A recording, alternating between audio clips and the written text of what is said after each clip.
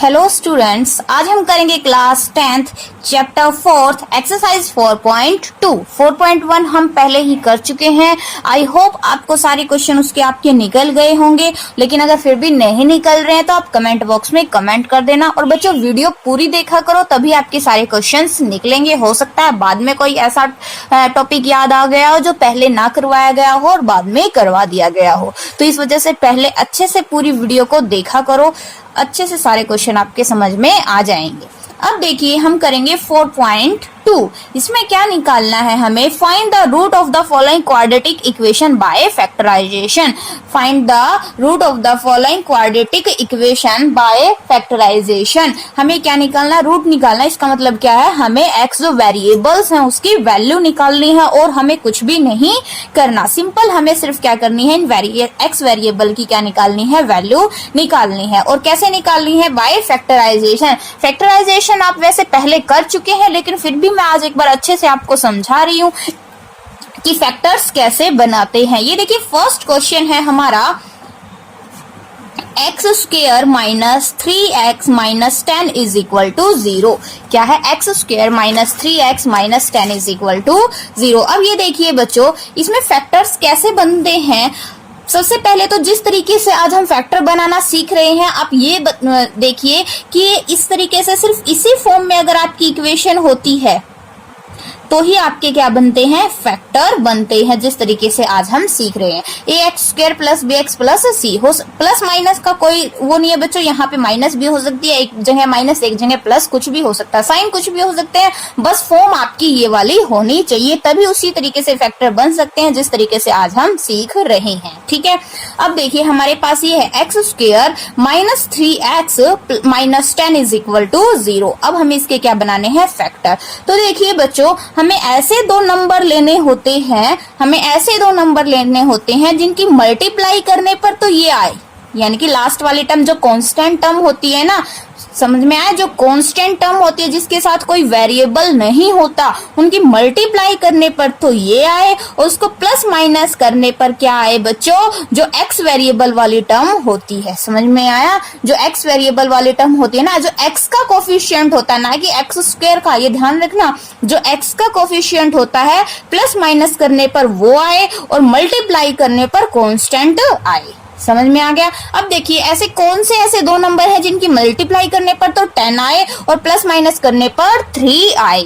आपको यहाँ साइन को मत ध्यान में देना बच्चों, सिंपल बस दो ऐसे ही नंबर बताओ जिनकी मल्टीप्लाई करने पर 10 आ जाए और प्लस या माइनस करने पर 3 आ जाए। तो कौन से हैं बच्चों? एक 5 और 2 है ना। 5 टू जा कितना होता है? 10, मल्टीप्लाई करने पर 10 आ गया। और 5 में से अगर हम 2 को माइनस कर देंगे तो बच्चों कितना आता है? 3। तो माइनस करने पर क्या आ गया? 3। और क्या करने पर आया? माइनस। ये भी चीज ध्यान रखना, करने पर क्या किया हमने? इसको माइनस किया। तो अब देखिए कैसे करना है आपको। एक्स स्क्वायर को हमें कुछ भी नहीं करना, सेम ऐसे ही लिख देना है। आगे जो साइन है इसका भी हमें कुछ नहीं करना, ऐसे ही लिख देना है। अब सिर्फ और सिर्फ जो हम लिखेंगे इस 3 की जगह लिखेंगे। ये जो एक्स का जो कोफिशिएंट होता है ना, सिर्फ और सिर्फ हम इसकी जगह लिखते हैं। जो एक्स का कोफिशिएंट क्या है बच्चों? 3 की जगह हम क्या लिख देंगे? ब्रैकेट स्टार्ट करो। क्या 3 कैसे आएगा? 5 में 2 ऐड करने पर आएगा या 5 में से 2 माइनस करने पर आएगा? है ना? क्या कैसे आएगा? 5 में से 2 माइनस करने पर। 5 माइनस 2 आ गया ना बच्चों 3। और कुछ भी हमें नहीं करना, सेम डिट्टो वैसे का वैसे क्वेश्चन लिखना है। बाद में क्या है? x, आगे क्या है? माइनस, फिर क्या है? 10 इज इक्वल टू 0। समझ में आ गया? अब हम इस क्वेश्चन को थोड़ा सा सॉल्व करेंगे। एक्स स्क्वायर, अब देखिए बच्चों ब्रैकेट के बाहर माइनस होती है तो आपको पता है अंदर के सारे साइन चेंज होते हैं, और ब्रैकेट के बाहर अगर कोई नंबर या वेरिएबल होता है तो उसके अंदर मल्टीप्लाई भी होती है। ये पीछे है तो इसका मतलब क्या हुआ है? तो ब्रैकेट के बाहर ही है, तो इस ब्रैकेट के साथ मल्टीप्लाई में ही एक्स है ना। तो सबसे पहले तो क्या हो जाएगी? माइनस से साइन चेंज होंगे और एक्स की इनके साथ क्या हो जाएंगी? मल्टीप्लाई। तो क्या ये 5 जो है प्लस का था, क्या आ जाएगा? माइनस का 5, और एक्स के साथ मल्टीप्लाई करेंगे तो x। ठीक है, अब ये 2 माइनस का था तो क्या हो जाएगा? प्लस का 2, और x के साथ मल्टीप्लाई करेंगे तो x। समझ में आ गया बच्चों? आगे क्या है? माइनस का 10 इज इक्वल टू 0। बहुत ही इजी तरीका है ये फैक्टराइजेशन सीखने का, बस आपको थोड़ा सा ध्यान से करना होगा। ठीक है, अब देखिए ये 4 टर्म बन गई। 4 टर्म बन गई ना, हम फर्स्ट 2 टर्म्स को ले लेंगे और लास्ट 2 टर्म्स को ले लेंगे। इन दोनों में से कॉमन क्या है बच्चों? इन दोनों में से क्या कॉमन है? x। क्या कॉमन है? x कॉमन क्या होता है? एक ऐसा नंबर या ऐसा वेरिएबल या ऐसे टर्म जो दोनों में ही होती है ना। अब इन दोनों में है क्या, x, तो यहाँ से एक्स स्क्वायर में से एक एक्स तो बाहर ले लिया हमने, तो क्या बच गया, सिर्फ x है ना। आगे क्या है, माइनस 5x में से x तो बाहर गया, बच गया क्या बच्चों, सिर्फ 5। आ गया समझ में। अब इन दोनों में से क्या कॉमन है, इस 10 को हम क्या लिख सकते हैं, 5 मल्टीप्लाई 2, 10 को 5 मल्टीप्लाई 2 लिख सकते हैं ना। तो दोनों में 2 और 2 है, दोनों में ही है ना 2, तो क्या ले लेंगे बच्चों, प्लस का 2। यहाँ से क्या बच गया x, माइनस यहाँ से 2 बाहर गया, क्या बच गया 5। और दूसरे टर्म में से हमें कुछ इस तरीके से कॉमन लेना होता है जिससे ये बिल्कुल सेम ऐसा ही बन जाए। समझ में आया बच्चों, जिससे ये बिल्कुल सेम बन जाए, जैसे कि x माइनस 5 और x माइनस 5 बन गया ना। अब देखिए, अब इस ये पूरा और ये पूरा, इन दोनों में से कॉमन क्या है, x माइनस 5, क्या कॉमन है, x माइनस 5, ब्रैकेट स्टार्ट, यहाँ से x माइनस 5 बाहर गया, क्या बच गया x, प्लस यहाँ से x माइनस 5 बाहर गया, क्या बच गया 2। समझ में आया बच्चों, है ना। अब देखिए इज इक्वल टू में 0 चल रही है, ये x माइनस 5 भी किसके बराबर है, 0, और x प्लस 2 भी किसके बराबर है, 0। समझ में आया, ये दोनों ही क्या है बच्चों, 0 के इक्वल हैं। तो यहाँ से x की वैल्यू निकाल देंगे, x is equal to minus 5 उस तरफ जाके क्या हो जाएगा बच्चों, प्लस का 5, x is equal two plus का 2 उस तरफ जाके क्या हो जाएगा, माइनस का 2। तो जो रूट्स आए वो क्या आ गए बच्चों, वैल्यूज क्या आ गई हमारी, x की 5 और माइनस 2, ये हमारे क्या आ गए, आंसर आ गए। इस तरीके से क्या करनी थी आपको, फैक्टराइजेशन करनी थी। बहुत ही इजी क्वेश्चंस है, बस आपको थोड़ा सा ध्यान से करने की जरूरत है, ठीक है। नेक्स्ट देखिए, मैं थर्ड वाला क्वेश्चन करवा रही हूँ। एक चीज और देखना, चलो मैं थर्ड में ही बता दूंगी बच्चों। थर्ड पार्ट क्या है, √2x square plus 7x plus 5√2 is equal to 0। आपको क्या करने हैं, इसके फैक्टर बनाने हैं। अब देखिए इसके फैक्टर आप कैसे बनाओगे, देखिए यहाँ जो ऊपर वाला हमारा क्वेश्चन था ना बच्चों, इसमें देखिए x के साथ कुछ भी नहीं था, x स्क्वायर के साथ कोई कोफिशिएंट नहीं था, यानी कि 1 था। तो हमने क्या किया, सीधा ऐसे ही दो नंबर ले लिए जिनकी मल्टीप्लाई करने पर 10 आए, प्लस माइनस करने पर 3 आए। अब देखो अगर x स्क्वायर के साथ आपका अगर कोई भी नंबर होता है, √2, 2, 5, 6 कुछ भी हो, अगर x स्क्वायर के साथ कोई भी कोफिशिएंट होता है तो आपको एक बार रफ में क्या करके देखना है, उस कोफिशिएंट की इस लास्ट वाली कांस्टेंट के साथ क्या करके देखनी है, मल्टीप्लाई। कांस्टेंट के साथ क्या करके देखनी है, मल्टीप्लाई। जैसे कि मैं यहाँ कर रही हूँ, रफ में करना है बच्चों, 5√2 मल्टीप्लाई √2, ठीक है। अब ये मल्टीप्लाई अगर हम करेंगे तो क्या हो जाएगी, 5√2 का स्क्वायर, √2 की मल्टीप्लाई करेंगे, √2 का स्क्वायर से रूट कैंसिल, क्या बच गया, 5 मल्टीप्लाई 2 इज इक्वल टू 10। क्या आ गया बच्चों, 10। अब देखना, अब हमें ऐसे दो नंबर लेने हैं जिनकी मल्टीप्लाई करने पर क्या आए, ये नहीं, क्या आए, ये आए। समझ में आया क्या है बच्चों।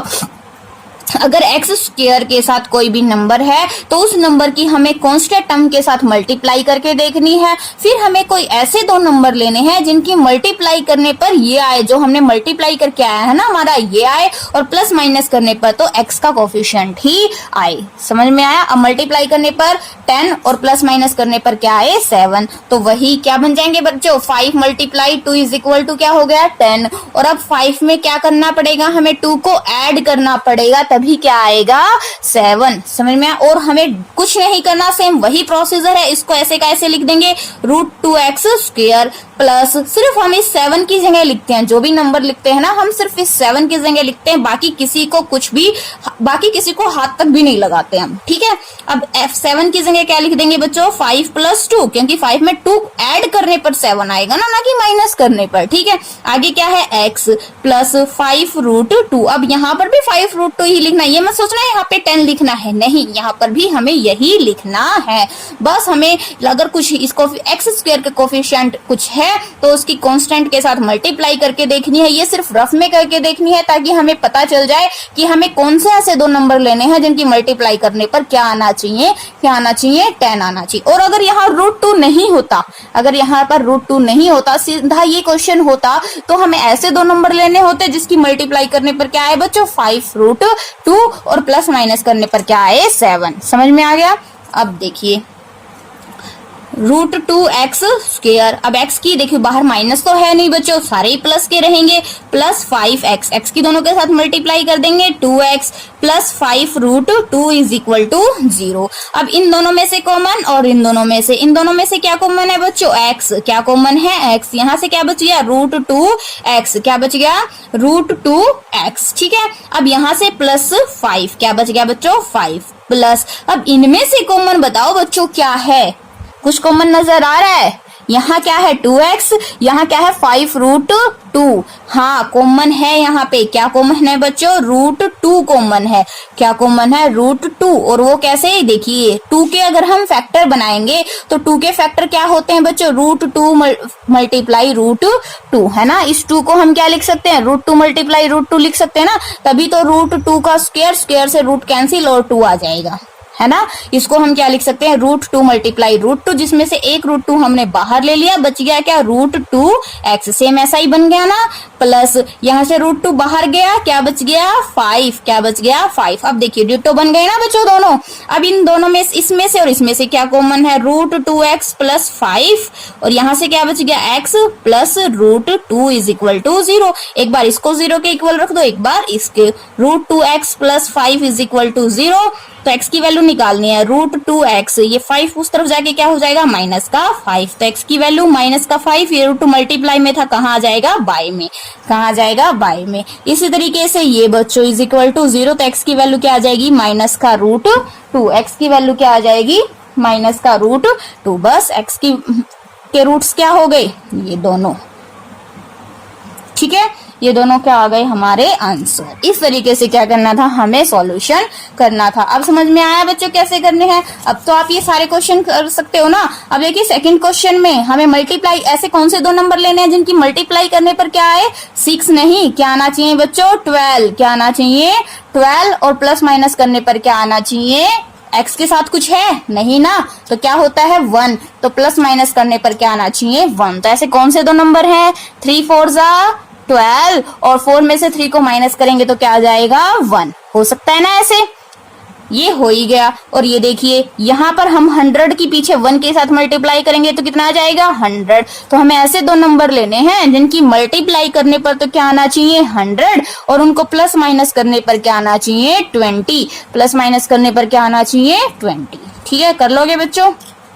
अब आगे देखिए ये वाला क्वेश्चन है, इस क्वेश्चन में आपको क्या करना पड़ेगा, ये क्या है 1/8 है ना, सबसे पहले आप क्या ले लीजिए एलसीएम ले लीजिए, और एक इसको सिंपल इस तरीके के इक्वेशन में इसको कन्वर्ट कर लीजिए, फिर आपका इजीली ये क्वेश्चन हो जाएगा। आप यहाँ से एलसीएम लोगे 8 एलसीएम आ जाएगा, और 8 फिर उस तरफ 0 के साथ मल्टीप्लाई में 8 तो कैंसिल हो जाएगा, और एलसीएम आके जो आएगा वही हमारे उसी के हम क्या बना लेंगे फैक्टर बना लेंगे। आप करके देखना, और अगर नहीं निकले तो आप कमेंट बॉक्स में कमेंट कर देना।